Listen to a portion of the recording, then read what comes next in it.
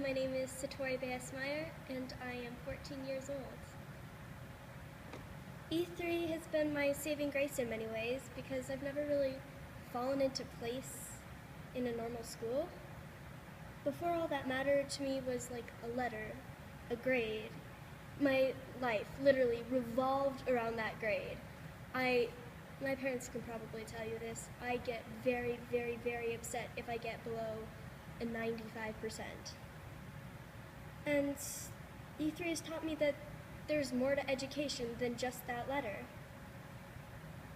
So through E3, I've published a book, written, edited, and directed a screenplay, acted in several productions, and expanded my storyline horizons into these beautiful, complex, awesome structures. I got to do that with one of my mentors, and it was a lot of fun.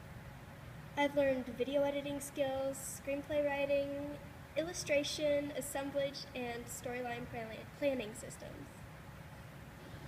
I think I learned best through hands-on and visual learning, and nearly always require just a person to quiz me or teach me or just interact in some way. E3 has given me a lot of these opportunities through mentors, as well as giving me time to pursue my passions and grow through others' knowledge. This customized system of learning definitely fits my brain better. It's been kind of stressful. I don't fit into normal school anymore as much as I used to, and standardized tests are kind of tricky because a lot of the things that I'm learning now aren't covered by standardized tests or go at a different pace than the standardized tests do. This brings me to my next thought, my perspective on the school system. I feel that kids need to learn through whatever learning method suits them, learning things that are related to their future career choice. Also, working with a mentor or a professional artist or photographer or video editor is a great way to learn and experience. Regular students just don't get that opportunity. They don't get hours and hours of one-on-one time with a mentor. I feel that students should be able to experiment and find what they're passionate about earlier in life, because once they're old enough to stop taking mandatory classes and start thinking for themselves about their future, most of them are already too old. They're already in college, or they already have a job, and they have to worry about rent and money and all these things. I think the world needs to stop tossing all students into one group and start personalizing their learning, because everybody thinks and absorbs information differently. I mean, when I first started this program, I didn't really know what I wanted to do, and then I slowly kind of discovered who I was and what I wanted to learn and my passions. Thank you for watching my learning presentation. Hi, Satori. Thank you so much. And your presentation is especially powerful because you've been in the program longer than most of our students. I noticed that one thing you referenced quite a bit, which tells me it's an important piece of what you've done, is the work with your mentors. Could you tell us their names and tell us a little bit more about them and how they helped you? Okay. So my first mentor is Harrison Hand. I've done most of the work that I've really gone through this year with him. I meet with him once a week. He does something called transmedia storytelling, which is telling a story through not just a video or a book, but branching it off. So maybe having a book about one character and then doing a video on a backstory of that character and a game on this, and it just goes all over the place. But he's really helped me with my storyline and creating like my own universe for my book, which is really great because even if you're a good writer, you really need that unique storyline and worlds and characters and things that really make your book stand out.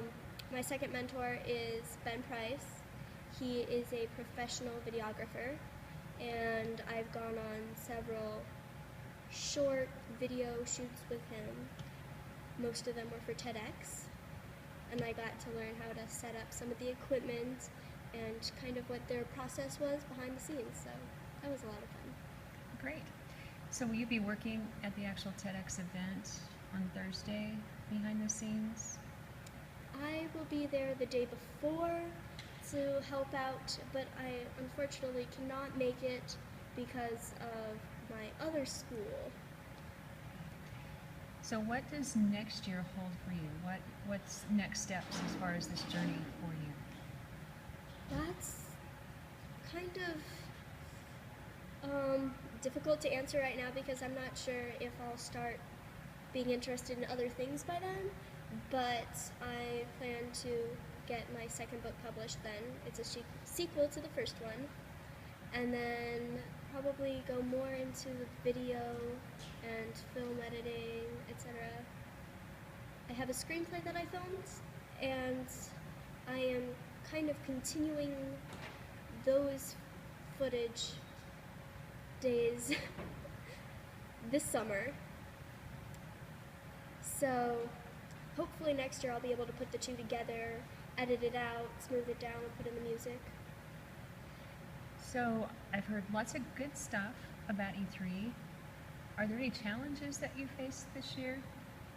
I would say mostly standardized tests in my other school, things like TCAP, etc., because I haven't gone over all of those subjects yet, because I decided to take, video editing and writing and things like that first, and then next year I have geometry and other actual classes planned out.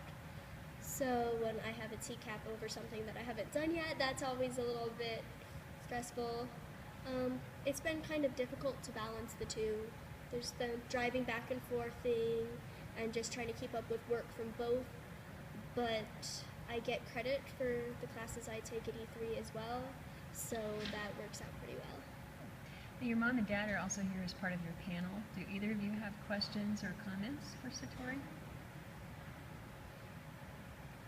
I think that there was also Shelley Widow. Oh yes, that was last year, yes. Yes. Okay.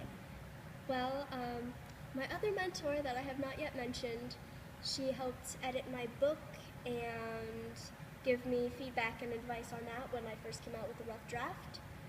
So that was a great help to me because after that I got to put on the final touches and then put it up online, and that was Shelley Widow. Who is a reporter for the Reporter Herald. Yes. So, have you mentioned to Diane how you might balance these two next year? Do you see yourself taking more classwork through E3 or continuing kind of half and half? I think I'll continue going half and half. Now I feel that E3 is my normal school and that the other high school that I go to is more of a place to just take individual classes when I need them, and this is kind of the place that brings it all together, which is a lot better than the other years when I had, one class at E3 and all the other classes at high school, because then it wasn't really a school at that point, it was just kind of an off block to do some things.